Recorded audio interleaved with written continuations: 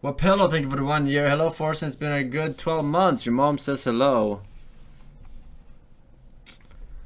It's gonna take more than that and surpass the master, though. Maybe 4 more years, 5 more years, at least. Boring, thank you for the 1 year. Forsen. Damn right. Enjoying the badges, boys. V looking at you, don't it? Says Cyberpunk 2077. They were going on and on about how they'd create this vast open world with a branching storyline. The feeling of being there, of walking the streets of the future, is really going to be breathtaking. Like that's ever gonna happen. wait, what? For the past month, I've been debating whether I should have my say this. on this catastrophic chaos which was caused due to the Cyberpunk disappointment. Since I am somewhat late to the party, the challenge becomes how do I say or offer something different that hasn't been done before. It's not so much of a challenge really. Almost every bit of criticism Cyberpunk has received is misguided and will probably be pointless in a few months. Last time I checked, everyone is comparing the water physics and making funny compilations of flying cars. If anything, bugs and glitches are nothing more than a temporary problem that is distracting and overshadowing the real issues with this game. This is how they managed to avoid addressing actual problems in their apology video. Instead, they just said, "Sorry for the bugs, fucko!" The following video is gonna be the opinion of someone who lost the utmost respect for CD Projekt. It's gonna be the opinion of someone who oddly enough had a blast with the game. And most importantly, it's gonna be the opinion of someone who didn't see a single teaser about the game and he still got disappointed. You didn't see a single teaser of Cyberpunk 2077? Why are you so full of shit? Why are you so full of shit though? Right? A wise man once said, high expectations, high failures. But in the case of Cyberscam, you can't really blame people for getting their balls hyped up. Going to all these trailers and comments is like walking into an abandoned Forsen, can you please pay Mabin the dollars that ask you to react to Among Us videos? Especially those like the 2 you watched earlier. The man having intercourse with the imposter might be the worst thing I have ever seen. I don't know, it's either that Feels guy Man. or potion drinker guy. I can't decide which one is worse. milk factory. That pretty much sums up how terrible this shit has aged. I'm not gonna tear apart this entire channel for being a total misleading shithole. Something like a cool thermal katana, bringing NPCs to your apartment for a one-night stand, police chases, safe houses, destructible environment, wall running. No way. We got you. It's fiction. We made it up. They were hammering all these trailers left and right every week and the internet was eating this shit up. Nobody ever stopped and asked, what if they're over-promising? What if they are biting more than they can chew? What if they're showing way too much? So many trailers for so many things, even fucking photo mode got a trailer. There's a style and fashion trailer about a game that doesn't even have a barber. These motherfuckers even had a cosplay contest before the damn thing was even out. What the fuck? Heard you were looking for me. God. This isn't exactly false advertising, they're just taking very minor things about the game and blowing them out of fucking proportion with a small spark of over-promising. After beating the game, I didn't find anything that special about the guns or the vehicles, so I was quite surprised to see that each of these got their own trailer. Remember in Borderlands how they had like a bazillion different guns? You got your walking guns, you got your guns with shields, guns that explode, guns that shoot other guns. The companies behind them aren't some anonymous source that was overlooked, there's actually a plot and a face behind every weapon manufacturer. Now, when a game like Borderlands doesn't make a separate trailer about its guns and brag about how awesome their strongest feature is, but you do, I am going to expect a high amount of effort, passion, and most importantly, variety. Unfucking fortunately, the weapons in Cyberscam ended up feeling very underwhelming, and it's mostly because of the low amount of options you have here. Instead of giving you a disposable arsenal with multiple choices that suit everyone, they would rather copy and paste the same shitty gun, but change its rarity, name, and tweak its stat a little. It's not a major problem at first, but once you have put hours and hours into the game, it really starts getting tedious seeing your inventory getting filled with 10 identical duplicates of a gun you've used 2 days ago. But this is the part that blows my dick off. In every FPS game, I always go for the long range options. Bows, snipers, don't give a shit. As long as I can take out enemies from a distance while maintaining stealth, the game is a 10 out of 10 for all I care. Now, I don't know about everyone else, but throughout my playthrough, I've only found 2 sniper models. 2! You have this one, which is like an electrical sniper that takes more shots. Also, it's not Forsen, let me in. Open the door, Forsen. No. Let's just shut the fuck up. I'm having adult time with Among Us. Among Us sex. Another sex. Among Us sex. Among Us sex. Wow. And me now. 2 billion-year-old rock underscore CD. I think we're 3 to 5 months. It says, what is the correct way to say Giflar, Forsen? The way I said it is the correct way to say it.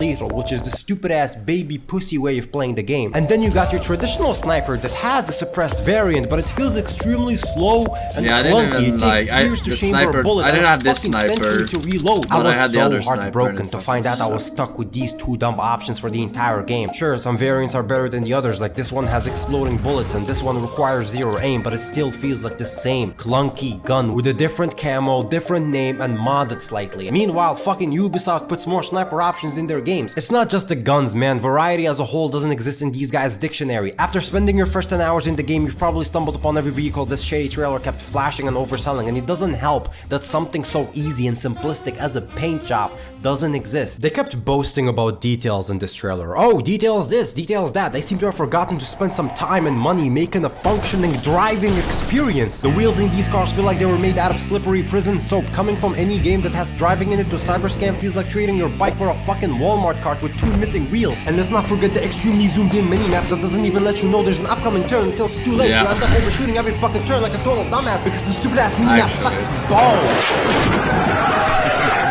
That's why I went into the world. Now let's talk about dicks. You guys like dicks, right? If you remember correctly, around May, they announced that the game will let you customize your PP. This caused every Redditor to have a field day of making memes in the hopes of gaining some karma. Now you, as a meme consumer, you probably heard this news and was like, oh wow, they'll let you do that? They're really serious about this game, bro. But that's exactly what they're going for! The implementation of PP customization was supposed to give the illusion that the character creator is so detailed, so in-depth, that it even lets you choose your genitals. It was really weak. The character creator isn't anything that special. There isn't even a slider. You just choose from preset nose, preset mouth. And if anything, the whole dick thing was a mimic that they probably threw at the last minute just so they can impress the internet. As far as I know, you never get to utilize your dick during sex scenes. I wish I was joking, but I'm not. Even the plot itself got damaged from this unnecessary amount of trailers. Now, I know I sound like a paranoid dude who considers everything a spoiler, but I have proof this time, okay? So early on in the game, you meet this Jackie dude. At first, he's a jackass who wants to rob your car, but then you guys end up being best friends, doing badass shit together. He's constantly calling you pendejo and whatever the fuck the rest of that Spanish shit was. You start working for the top dog criminal kingpin called Dexter the Shaw. You guys are constantly blowing shit up, then eating shawarma, shooting people, then going back to shawarma.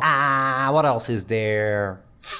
Oh yeah, then Jackie gets murdered and you get shot. The issue here is that people were already made aware of both of these vital events that are supposed to be unpredictable. The 2019 trailer was quite literally one big fucking spoiler. Why are you letting me know the death of an important character a year before the game is even out? And then they proceed to market him as much as possible in the following trailers. They even made a fucking figurine for him. During your interactions with Dexter, he doesn't show any secondary motivations or any signs of an upcoming backstab, but when it does happen, it feels so natural, especially when you understand his reasons. But when you are letting the players know about this a mile away, it just takes away the entire betrayal feeling. Imagine if Big Smoke Betrayal was put on a trailer, or General Shepard. Every time they say the game is getting delayed, they announce some stupid ass collaboration. Oh, we have Travis Scott. Oh, we have a Porsche car. We have a Mad Max car. We have the Stars energy drink. We have Arc motorcycles. We have Elon Musk, Elon's wife. We have the IGN writer that played the game 5 months before launch. David Rodriguez said, does the game run smoothly?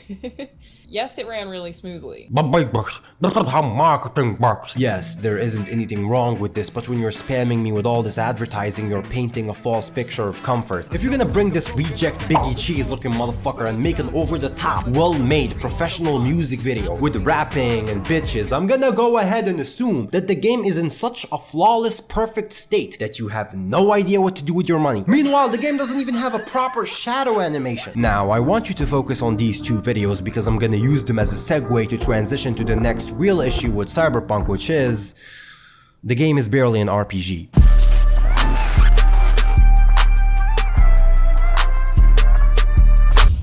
Alright, let's start with the one I'm least angry about. The gangs. Oh god. They were marketed as this deep, immersive, diverse faction system. In the final game, however, they're nothing more than colorful punching bags. Watching this trailer after beating the game, I didn't even know there was 8 fucking gangs. That's how insignificant and underused they are. Alright, let's break down the list. You got the 6th Street gangs, who are like elderly ex-military soldiers that are angry because they don't receive retirement money. Maelstrom, a bunch of weirdos who are obsessed with RGB lighting. The Moxes are some kind of a futuristic feminist, but they are made entirely out of plastic. Scavengers do exactly what their name indicates. Animals fight like animals. Tiger Claws, these are the Chinese guys from Sleeping Dogs. The Valentinos are a bunch of religious Hispanics. The Voodoo Boys are this African cult with a terrible French accent. Alright, stop the video. If you think I'm purposefully dividing them based on race, then you are wrong. I am merely pointing out how insanely stereotypical the game is about its gangs. This pretty much sums up how much effort went into making them, but where the role-playing experience gets hurt is when you realize you cannot interact with these gangs in any form of way. You can't join or take side with any of them. You can't damage them or wipe them out of the picture. You can go on a killing spree, murdering God knows how many members of a gang, and 10 minutes later their boss will call you offering a generic filler job or a car deal. Remember in Skyrim where you had all those cool groups that you could join? You got those weird introverts that are secretly furries, the Dark Brotherhood of Assassins, the Thief Guilds hidden beneath the city. Cyberpunk on the other hand does almost nothing to recognize its gangs. The Voodoo Boys had like one quest and it was entirely shown on the trailer, the same damn trailer that made this whole system seem so unique and fresh. At the end of the day, there are just enemy types that barely have any differences between each other. You kill them, 5 minutes later they will respawn in the same place. I will never forget the amount of letdown I felt when I did a trial for the 6th Street gang so I can win a legendary assault rifle, and when I was done, the old man actually surprises me by offering me to join them. You know, 6th Street could use a few more shooters like you. And do you know how happy I was? Finally, I'm not gonna be some nameless mercenary roaming around with no purpose. I'm gonna belong to somebody.